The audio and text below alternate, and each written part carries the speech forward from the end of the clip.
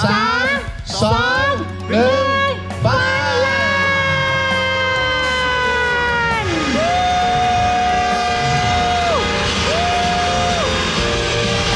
เอาละครับขอให้ทุกคนมีความสุขกับการวิ่งในครั้งนี้นะครับ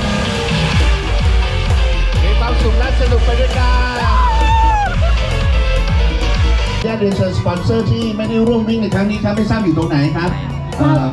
ครับขอเรียนเชิญทานคำลาเจ้าถือว่าขอเรียนเชิญจากตัวแทนจากลาวแอร์ไลน์สายการบินลาวขอแสดงความยินดีนะพี่ตูนวันนี้แสดงของพวกเรากันด้วยทุกคนตอนนี้เวทีเพื่อจะมาติดตามเดอะฮีโร่ลาวเนี่ยเด้อว่าคุณมันพวงบนหลายคนกันก่อนสำหรับใครอย่างนั้นมันแน่เขาเข้าใจนะครับติดตามไปเนี่ยอยากจะส่งบริจาคกราบสบายดีเนาะท่านผู้ชมทุกท่านมื้อนี้ก็พบกับสาตีจากซองเดอะฮีโร่ลาวด้วยกับซาลานโอ้เริ่มตาโอ้ยเริ่มหลายเนาะมื้อนี้เนี่ยก็คือพวกเขาจะมาพากันมาคือต้อมเราจะมาแล่นเนาะทุกคนแต่ว่าซาตีบ่ได้แล่นเพราะซาตีบ่ได้ลงทะเบียนนะอยู่ที่งานเกษมรันนั่นเองเพราะว่าตัวนี้นี่จะเป็นงานที่ว่าเพิ่นสร้างมาเพื่อการกุศลเนาะทุกคนก็คือจะเอารายได้ทั้งหมดเนาะไปช่วยกับคนเจ็บผู้ทุกข์ยากที่ว่าอยู่เขตนอกหรือว่าผู้ทุกข์ยากที่ว่าบ่สามารถที่จะมีเงินรักษาตัวเองได้เพิ่นจะไปบริจาคให้กับส่วนนั้นแล้วมื้อนี้นี่ก็จะเป็นมื้อที่ว่ารวมนักแล่นเนาะหลายๆคนเลยว่าจะเป็นระยะทางที่ 3.5 กิโลแล้วก็10 กิโลเนาะเครื่องมื้อนี้สารันลงอยู่ที่5 กิโลเริ่มแล้วมื้อนี้ก็คือพวกเขาจะมาแยกกันเก็บเนาะทุกคนบรรยากาศก็คือสาติจะอยู่บริเวณจุดสตาร์ทแล้วก็จะอยู่ฮอดมีคนมาเข้าเส้นใจเนาะทุกคนสาติจะอยู่ที่จุดนี้แล้วก็มื้อแรงเนาะจะลิ้นอยู่คอนเสิร์ตเนาะตูนบอดี้สแลมเนาะเพิ่นจะมาขึ้นคอนเสิร์ตอยู่จุดนี้แต่ว่าสารันก็คือจะเก็บบรรยากาศก็คือในการตอนแล่นไปเลยนะทุกคนเพราะฉะนั้นคือถ้าผู้ใดอยากเห็นบรรยากาศตอนที่ตูนบอดี้สแลมเนาะพาทุกคนแล่นไปก็คือสามารถที่จะเบิ่งอยู่ที่คลิปของสารันเนาะแม่แล้วฝากซ่องเลยเด้อสำหรับคนที่จะแล่นนั่น10 กิโลเนาะมันจะออกตัวแบบออกตัวตรงเวลาเลยคือ4:30 นาทีเนาะแต่ว่าคือต้องแล่น5 กิโลออกจากโมง4:45แสดงว่าเขาจะกล้าให้แบบเข้ามาเส้นใจพร้อมกันนะครับแต่ว่าจะพร้อมกันหรือบ่เนาะจุดนี้เราจะเป็นจุดสตาร์ทเราก็จะเป็นจุดเส้นใจเนาะทุกคนเพราะฉะนั้นก็คือทุกคนหรือว่านักเล่นเนาะเขาจะมารวมโตกันอยู่จุดนี้จะมาวอร์มเนาะหรือว่ามาเตรียมโตต่างๆอยู่จุดนี้เลยส่วนจุดนั้นเนาะทุกคนอยู่ข้างๆนี่ก็คือจะเป็นจุดที่ว่าตูนบอดี้สแลมเนาะจะมาเล่นคอนเสิร์ตตอนแรงสำหรับคนที่ลงทะเบียนแลนเนาะก็คือจะได้เข้าคอนเสิร์ตฟรีสำหรับคนที่บ่ได้ลงทะเบียนแลนเนาะคือซาตีก็คือจะได้ซื้อปีคอนเสิร์ตเนาะทุกคนปีนึงก็คือ120,000 กีบเดี๋ยวซาตีจะถ่ายบรรยากาศให้เบิ่งเลยเด้อติดตามคลิปนี้ไปทำกันเลยครับพองเนาะมันแน่นอนคลิปนี้นี่เนาะก็จะเป็นกลุ่มหนึ่งเนาะทุกคนที่ว่าเพิ่นมาแลนคือจะเป็นน่าจะมาจากธนาคารเนาะน่าจะเป็นธนาคารนั่นอินโดไชน่าแบงก์ทุกคนเพราะว่าเพิ่นจะไปอินโดไชน่าแบงก์นำเพราะฉะนั้นก็คือนี่น่าจะเป็นพนักงานที่ว่าเข้ามาร่วมกิจกรรมในการแล่นเนาะอยู่ที่เกษมรันในครั้งนี้เนาะนอกจากคนลาวเนาะทุกคนที่ว่ามาร่วมแล้วก็จะมีคนต่างประเทศละบ่จะเป็นคนไทยบ่หรือว่าคนนั้นแถบอเมริกายุโรปเนี่ยก็รู้สึกว่าเพิ่นจะมาร่วมหลายคนเนาะทุกคนและมาสคอตในครั้งนี้ก็คือจะเป็นตัวสร้างเนาะทุกคนตัวสร้างสีม่วงเนาะเดี๋ยวซาตีจะพาไปเบิ่งน้องขอสำหรับคนที่ลงทะเบียนนั่นเองก็รับระยะ10 กิโลนั่นเองเนาะที่มาในปัจจุบันนี้ที่พัฒนาตัวสร้างสีม่วงเนาะคือจะเป็นมาสคอตของงานนี้ก็คือเป็นงานของเกษมรัฐมาสคอตก็คือจะใส่ชุดของท่านหมอที่ว่าอยู่โรงหมอเกษมราษฎร์นั่นเองทุกคนในตอนนี้ก็คือจะมีประชาชนเนาะนักแล่นทุกคนก็คือเริ่มเข้ามาที่จุดสตาร์ทเนาะเริ่มล่างไหลเข้ามาเนาะจังหน่อยเพิ่นน่าจะไปยืนเรียงแถวเนาะเดี๋ยวถ้าทั้งหมดที่ว่าเพิ่นจะเริ่มแล่นเนาะซาตี้ก็จะแล่นซาตี้จะไปถ่ายมาให้ทุกคนได้เบิ่งกันเนาะตอนนี้ก็คือเข้ามาเรื่อยๆเลยตอนนี้นี่เลยจุดนี้เนาะจะเป็นจุดคอนเสิร์ตเนาะที่ว่าตูนบอดี้สแลมที่เพิ่นจะมาพาขึ้นแล้วก็พาม่วนทุกคน แต่ก็เห็นสภาพนี่เนาะทุกคนคิดเบื้องตอนแรกนี่ก็คือขี้ฝุ่นกุ๊บแน่นอนนี่ตุนบอดี้สแลมเนาะเป็นนักร้องเพลงล็อกแล้วก็เพลงค่อนข้างเอาจะมันเนาะทุกคนอาจจะมีเพลงซ่าอยู่แต่ว่าหลักๆก็คือจะเป็นเพลงที่ว่าม่วนนะเพลงนี้เต้นได้ทุกคนถ้าคนที่มาเข้าร่วมเนาะอยู่แถวนี้นี่เต้นถ้าพอมาขี้ฝุ่นกุ๊บแน่นอนตอนแรกนี่และอยู่ทางข้างๆเนาะก็คือจะเป็นบึงทาดหลวงทุกคนจะเป็นบึงที่บึงน้ำเนาะที่ว่าใหญ่ๆเลยที่อยู่จุดใจกลางของนครหลวงเมืองจันทร์นั่นเองตัวนี้นี่จะเป็นบึงที่ใหญ่เลยแล้วอยู่ข้างๆเนาะรอบๆที่ว่าเห็นตึกหลายๆทุกคนก็คือจะเป็นจุดที่คนจีนเพิ่นมาสัมปทานเนาะเพื่อว่าจะมาเฮ็ดธุรกิจเพิ่นได้สร้างตึกจำนวนเกือบว่าหลายสั้นเนาะทุกคนบ่ฮู้ว่าจักสั้นแต่ว่าหลายเนาะอาจจะแบบ40-50สั้นเกินไปเนาะเพิ่นจะก็คือจะเป็นอยู่จุดนี้เนาะเขตนี้ก็คือจะเป็นเขตเศรษฐกิจใหม่ทั้งหมดเลยนี่เดี๋ยวซาตีจะพาไปเบิ่งเนาะแล้วก็โซนข้างๆอาจจะก็จะเป็นโซนของอาหารเนาะสำหรับคนที่บ่ได้แล่นเนี่ยต่างๆสามารถมานั่งได้และเป็นจุดที่ขายอาหารเนาะในขายอาหารที่ว่าสำหรับคนที่มาลิ่นคอนเสิร์ตนั่นเองตอนแรกก็จะเป็นโซนขายอาหารเดี๋ยวเจ้านายซาตีจะพาไปเบิ่งเลยว่าโซนขายอาหารจะมีอย่างมาขายแน่นอนในมื้อนี้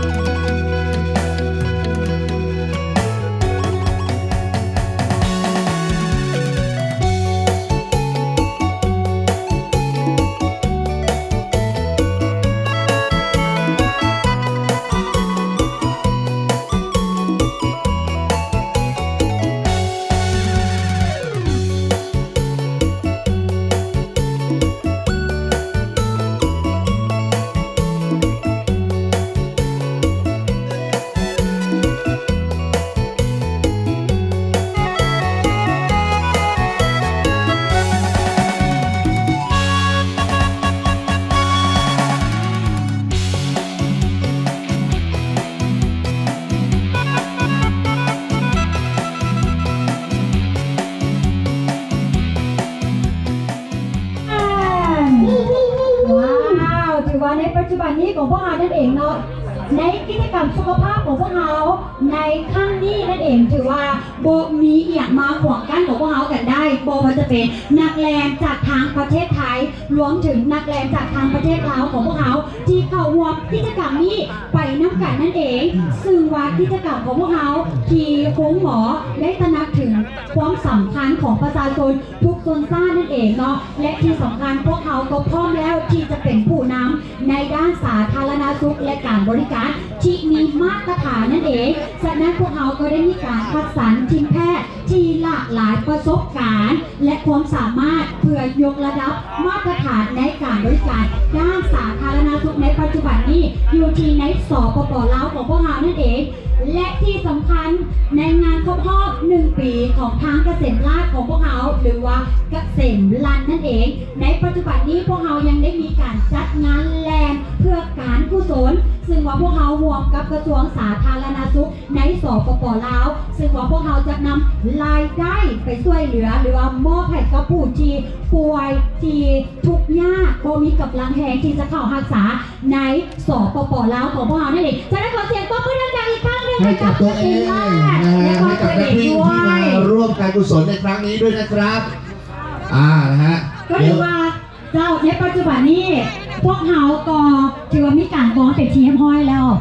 เยนเซินดารานักแสดงขอเยนเซินทานตูนอธิวาลาคงมาไหลหรือว่าพี่ตูนบอดี้สแลมของพวกเขาและก็ขอเยนเซินทานเมพิษนาสักขากรขอเยนเซินทางฟีฟ่าเป็นอนันต์ศรีพาณิชย์และก็ขอเยนเซินทานก๊อกอนุวัฒน์ซูเซอร์รัตนาและก็ขอเยนเซินทานแก้มขุมปิยดาสิทธิ์ทาไซนั่นเองเนาะให้เกียรติในการทานรูปภาพในปัจจุบันนี้บริษัทให้เกียรติอยู่ที่จุดปล่อยตัวของเราแล้วก็ขอเยนเซินบริษัทชัย GL จำกัดขอเรียนเชิญทานสุรไซลาพิงตันแมนแอร์เรียเซลเมเนเจอร์ให้เกียรติอยู่ที่ชุดไปโตของพวกเรานั่นเองและก็ขอเรียนเชิญทาน านซานไซดงไม้สถิตนั่นเองซีเนียร์เซลของพวกเขาที่ให้เกียรติขึ้นชูในการปล่อยตัวในครั้งนี้แล้วก็ขอเฮียนเซิร์นและขอเฮียนเซิร์นทางตัวแทนฟู้ดแพนด้าบริษัทเดลิเวอรี่ทีมโลดล้าวให้เกียรติในจุดปล่อยตัวและรวมรายรูปภาพในปัจจุบันนี้และก็ขอเฮียนเซิร์นทานคำลาเจ้าถือว่าขอเฮียนเซิร์นจากตัวแทนจากลาวแอร์ไลน์สายการบินลาวทานคำลาพงมาวันผู้อำนวยการใหญ่รัฐวิสาหกิจการบินลาวพร้อมด้วยทานสิทธิเดช รองรัฐมนตรีนะคะ และก็ผู้ที่ร่วมงานคือคุณตูนบอดี้สแลมไม่ได้อยู่ในเวทีนะคะ แล้วก็ท่านคุณวารีนะคะ ผู้บริหารแล้วก็นายแพทย์สมศักดิ์รวมทั้งนายคุณกันตพรหานพาณิชย์แล้วก็คุณแก้มบุ๋มนะคะ ดาราทุกคนค่ะ ขอขอบพระคุณทุกคนที่ให้เกียรติกับเกษมราษฎร์นะคะเกษมรันวันนี้ขอให้ทุกคนได้รับรางวัลที่ดีที่สุดแล้วก็มีความสุขในครอบครัวนะคะ เห็นพาครอบครัวมามีคนต่างชาติด้วยเรายินดีต้อนรับนะคะ ขอบพระคุณค่ะ พวกเราจะมีการปล่อยโตนักกีฬาแลนด์เข้าด้วยพี่ตูนบอดี้สแลมทีจะน้ำหนักพาทางในการแลน10 กิโลในครั้งนี้นั่นเองขอเสียง 30 วินาทีสุดท้ายครับ เจ้าถือว่าในปัจจุบันนี้อีกจะน้อยเขาจะนำถอยหลังไปพร้อมๆกันแต่ก่อนอื่นวอนขอทุกคนตบมือให้กับพี่ตูนบอดี้สแลมเน่ที่จะนำหน้าพาทางทุกคนในการแลนในครั้งนี้นั่นเองเนาะถือว่าเป็นการเปิดห้องปฐมฤกษ์ในการแลน10 กิโล 9 8 7 6 5 4 3 2 1ปล่อยตัว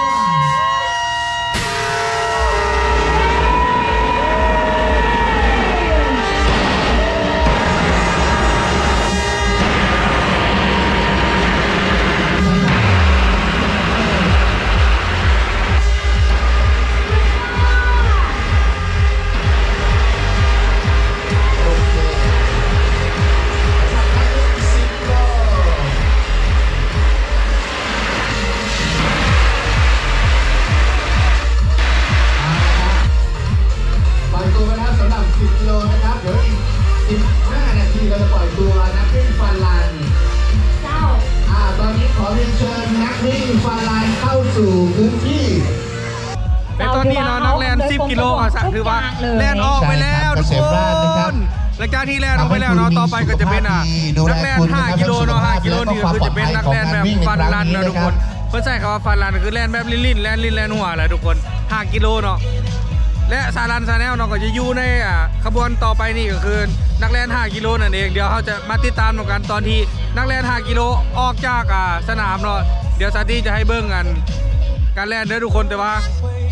นักแลน10 กิโลเนาะพูนเพิ่งก็ได้แลนออกไปหมดแล้วตอนนี้ เจ้าก็ถือว่า ก็คือแลนในระยะนี้เลยแล้วก็อ้อมไปเนาะก็คือจะอ้อมบึ้งเนาะทุกคนบึ้งน้ำแห่งนี้นี่เองเพิ่นจะแลนอ้อมบึ้ง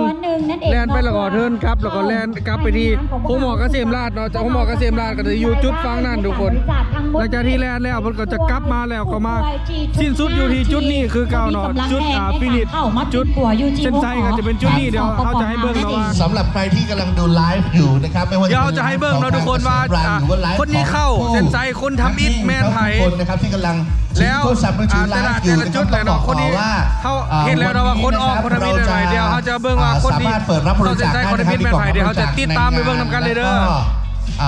เป็นแอมบูเลนซ์ก็ตามนะครับหรือจะเป็นเฟิร์สเอดระหว่างทางก็ตามนะครับเรียกว่าอัดแน่นคุณภาพในการดูแลคุณในทุกๆเส้นทางทุกๆกิโลในวันนี้นะครับ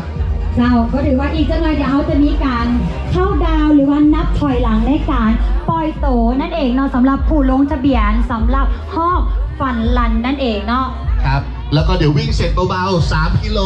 5 กิโล ใครที่วิ่ง3 โลดูป้าย3 โลไว้ ใครที่วิ่ง5 กิโลดูป้าย5 กิโลไว้ อย่าวิ่งเกินนะฮะ อย่าวิ่งเกิน ไม่ต้องแถมนะฮะ 3 กิโล 5 กิโลดูป้ายไว้นะครับ จะมีป้ายบอก ที่สำคัญของเรียนเชิญทานดร.วาลีเวชพงศ์ของประธานบริษัทบางกอกเซนอินเตอร์เนชั่นแนลลาวให้เกียรติขึ้นสู่ถึงเวทีแล้วก็ขอเรียนเชิญ ทานกันตะพรหารพาณิชย์ประธานเจ้าหน้าที่บริหารฝ่ายการตลาดบริษัทบางกอกเซนฮอสพิทอลจำกัดมหาชนให้เกียรติขึ้น โอ สู่ เค ทางเว แล้วผม ที ขออนุญาตเรียนเชิญสปอนเซอร์ที่ไม่ได้ร่วมวิ่งในครั้งนี้ครับไม่ทราบอยู่ตรงไหนครับครับขอเรียนเชิญสปอนเซอร์ร่วมทำพิธีปล่อยตัวฟันรันได้เลยครับด้านบนเวทีครับ เจ้าของเฮนเซอร์เนาะสปอนเซอร์ของพวกเราจี มาครับวิ่งมานี่นะครับผม อาจารย์นี่สอนอยู่การยานะทุก ที่ ค ดี น แล้วนะครับคุณจะได้ทำการกุศลในวันนี้ด้วยนะครับ เจ้าก็ถือว่าอีกสักหน่อยเดี๋ยวเขาจะมาถอยหลังไปพร้อมๆกันและถือว่าในรอบนี้พวกเราก็ยังได้รับเกียรติเนาะฉะนั้นขอเสียงตบมือดังๆให้กับคุณเมย์พิษณาและขอคุณแก้มปุ่มของพวกเรานั่นเองเนาะที่จะนำหน้าพาทางทุกคนแลนในฮอบนี้นั่นเองเป็นฮอบ คุณแก้มบุ๋มนี่มาวิ่งใช่ไหมครับวันนี้ ก็คือ หรือเดิน เก็บรวมกับคุณเมย์พิษณา เดินนะฮะ ที่จะนำพา เดิน เนี่ย คุณว่าทั้งยางทั้งแรงไปพร้อมๆกัน ส่วนพี่เมย์ของเราก็น่าจะฝึกซ้อมมาอย่างดีฮะ พร้อมๆกัน รอบต่อไปเนาะคือจะเป็นการแล่นทุกคนการแล่น เจ้า ฟันลาน5 กิโลเนาะ สักหน่อยนั่นเอง 20 วินาทีต่อไปมันจะมีการปล่อยตัว เก้า แปด เจ็ด หกห้าสี่สามสองหนึ่งไป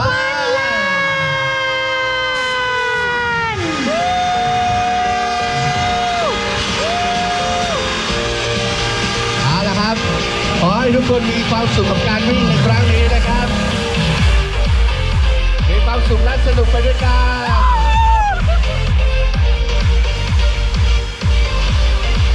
โอ้นะฮะ ว้าว ความสนุกไปด้วยกันนะครับกับการวิ่งครั้งนี้ครับเกษมราณี First Anniversary ครับครบรอบ1 ปีเกษมโรงพยาบาลเกษมราชโรงเรียนจันทร์นะฮะขอให้คุณมีความสุขกับการวิ่งในครั้งนี้ไปด้วยกันอุ่นบุญไปด้วยกันครับ เจ้าสบายดีทุกคนอีกครั้งหนึ่งเด้อขอให้ทุกคนมีความสุขในการแลนในครั้งนี้กับทางครูหมอเกษมราชครบรอบ1 ปีกับงานเกษมรันนั่นเองว้าวเป็นภาพที่สวยงามที่สุดเลย ค่อยๆเดินครับสำหรับนักวิ่งมือใหม่นะฮะ3 กิโล 5 กิโลฟันลัน เจ้าถือว่าเป็นบรรยากาศที่อบอุ่นที่สุดเลยในปัจจุบันนี้ นะฮะโอเค คุณทิพย์วิ่งนะฮะคุณทิพย์ สบายดีไอ้ที่นี่แล้วกันเนาะ นะฮะส่งต่อให้คุณทิพย์วิ่งต่อเลยฮะ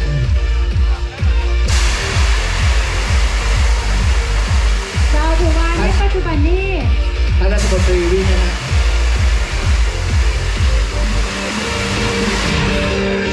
เจ้าก็ถือว่าในปัจจุบันนี้พวกเราได้มีการเปิด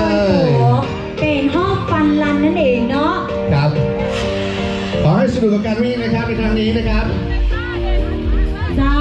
ฟันรันที่มาใหม่ก็สามารถจ็อกกิ้งออกมาได้เรื่อยๆเลยนะครับ เดี๋ยวเราจะมีสวิปเปอร์ปิดท้ายนะครับ ขอบคุณแม่บุญลับด้วยนะฮะที่มาร่วมเป็นกองเชียร์ในการปล่อยตัวฟันรันในครั้งนี้นะครับ การแล่นฟันลานเนาะเป็นการแล่น5 กิโลทุกคนเพราะฉะนั้นก็คือ จะมีผู้เข้าร่วมขึ้นหลายที่สุดเนาะว่า10 กิโลนั่นจะเป็นคนที่มีศักยภาพหรือว่าห่างกายที่แข็งแรงนั่นเองที่จะมาแล่นเพราะฉะนั้นคือจะน้อยกว่าสำหรับ5 กิโลนี่มันก็คือจะเป็นแบบแล่นม้วนๆลิ่นๆ20-30 นาทีเพราะฉะนั้นจะมีผู้เข้าร่วมมาขึ้นหลายแฮงเนาะนี่ทุกคน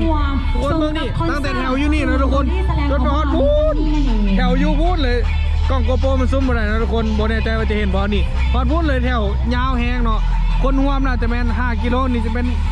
จำนวนที่หลายที่สุดแล้วนะทุกคน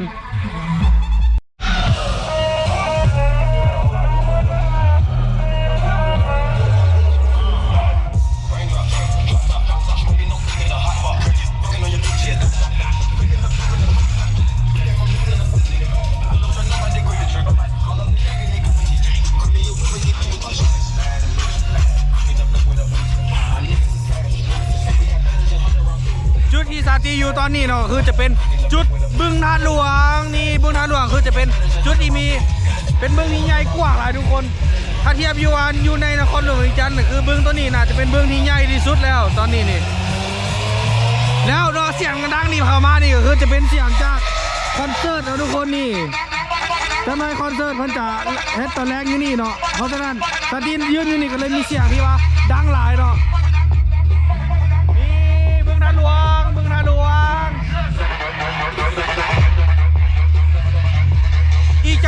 ซาตี้ก็จะ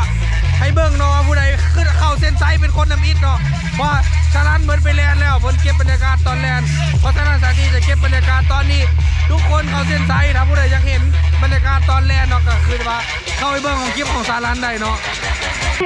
ว้าวมาแล้วเข้าทางซีเลยที่พวกเลยเจ้ามากันแล้วแสดงความยินดีนะว้าวเจ็บยอดคนที่สอง อ้าวถ้าเจ้ายังหักความโสดได้โปรดไปไกลๆแต่ถ้าเจ้าเบื่อความโสดยามใดขอเชิญดาดาดาดัมดาดัมดาดัมดาดัมดาดัมดาดาดาดาดาดาดาดัมดาดาดาดัมดาดาดาดัมดาดาดาดา บ่ฮู้ว่าเจ้านั้นอยู่ไสอยู่ไกลหรือไกลค่อยจะไปหา ถึงเจ้าจะอยู่เทิงหน้าผาค่อยจะไปหาบ่ว่าจะอยู่ไสเด้อพี่โลลาพี่โลสอกหาคนโสดขอจงได้โปรดน้องจงอย่าพักใสทุกเพศทุกวัยให้ข้อมูลมาขอเถิดแก้วตาขอจงเปิดใจดาดาดาดัมดาดัมดาดัมดาดัมดาดัมดาดาดาดาดาดาดาดัมดาดาดาดัมดาดาดาดัมดาดาดาดาข้อมูล เล่นน้ำหนักกันบ้างเล่นเป็นแล้วสำหรับพี่ตูนบอดี้แสลมของพวกเราเข้าสู่เส้นชัยแล้ว10 กิโลขอแสดงความยินดีนะพี่ตูนบอดี้แสลมของพวกเรากันด้วยทุกคนตอนนี้ขออนุญาตให้พี่ตูนเข้าสู่เส้นชัยเนาะเข้าสู่เส้นชัยและขออนุญาตทุกท่านหลีกทางให้กับพี่ตูนกันด้วยเนาะเพราะว่าให้พี่ตูนทักทายแฟนคลับทุกคนนั่นเองเนาะ พี่ตูนบอดี้แสลมของพวกเราก็เข้าเส้นชัยเป็นทีเรียบร้อยนั่นเองสำหรับหอบ10 กิโลนั่นเองเนาะสบายดีไอ้พังคนรอก็แล้วกันเนาะเข้าเส้นชัยเป็นทีเรียบร้อยเนาะไอ้เนาะอย่าลืมเด้อสำหรับผู้ใดที่ว่าอยากจะร่วมบริจาคเงินในปัจจุบันนี้เนาะเพื่อช่วยเหลือผู้ทุกข์ยากที่เป็นผู้ป่วยก็สามารถผู้วิ่งตัวตัวเองได้อยู่ที่ห้องหมอสามารถบริจาคก็พวกเรากันได้เนาะจะเป็นเงิน10,000 กีบ20,000 กีบ100,000หรือเป็นจำนวนหลวงหลายก็สามารถร่วมบริจาคกับพวกเราในครั้งนี้ได้ซึ่งมาทางองค์หมอเกษมราชบริจาคไปแล้ว 1,000 ล้านกีบและที่สำคัญเนาะผู้ใจใหญ่ใจดีของพวกเรานั่นเองเนาะทานพฤษภาหรือว่าอ้ายพฤษภาของพวกเราก็บริจาคไปจำนวนเงิน100 ล้านกีบสำหรับท่านใดที่ว่าอยากจะร่วมบริจาคเนาะสามารถร่วมบริจาคกับพวกเรากันได้เพราะว่ารายได้ทั้งหมดพวกเขาจะเอาไปช่วยผู้ป่วยที่ทุกข์ยากที่บ่สามารถเป็นตัวตัวเองได้อยู่ที่โรงหมอในสปป.ลาวจะเป็นเงิน 5,000 กีบ 10,000 กีบ 20,000 กีบหรือว่าทุกคนสามารถรวมเป็นอีก1สะพานบุญให้กับผู้ป่วยที่ทุกข์ยากในสปป.ลาวนั่นเองหลังจากนั้นเขาจะมอบเวทีคอนเสิร์ตให้กับลุงสายอากาศนอกศิลปินดังจากทางประเทศลาวและร่วมมือกับดีเจโดยหลากหลายและที่สำคัญก็ยังจะได้รวมเบิ่งคอนเสิร์ตแบบเต็มรูปแบบกับพี่ตูนบอดี้แสลมของเราซึ่งมาตอนนี้กำลังถือเป็นกลุ่มกันอยู่ในปัจจุบันนี้ นี่เนาะจะเป็นเรื่อยที่อยู่ห้องการของซาตีเองเราเพิ่นกำมาร่วมเล่นนะพี่ตูนนี่เลยแก๊งสาวๆเลยยอดแสงเลยดิโ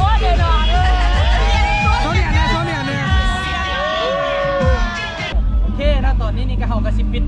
คลิปพร้อมกันนี่นะ ไปแล้วขอปิดคลิปเพียงเท่านี้เนาะสำหรับผู้ใดที่ติดตามซองเดอะฮีโร่แล้วต้องซ่องซาลันกับซ่องเดอะฮีโร่เรา ก็สามารถกดไลค์กดแชร์เพื่อเป็นกำลังใจให้กับทั้งสองซองของพวกเราเนาะ แล้วถ้าผู้ใดที่ยังบ่ทันกดติดตามแล้วบังเอิญเข้ามาเห็นก็สามารถที่จะกดติดตามซองสารันกับซองเดอะฮีโร่แล้ว เดอะฮีโร่แล้ว ซอยเด้อขอบใจหลายๆเด้อทุกคน โอเค ขอบใจหลายๆ หลังจากจบคลิปนี้ไปเบิ่งคลิปต่อไปก็คืออยู่คอนเสิร์ตพี่ตูนบอดี้สแลมว่าสิมันซับใดเนาะแต่ว่าต้มสิพยายามถ่ายในบรรยากาศจะบ่ใส่เสียง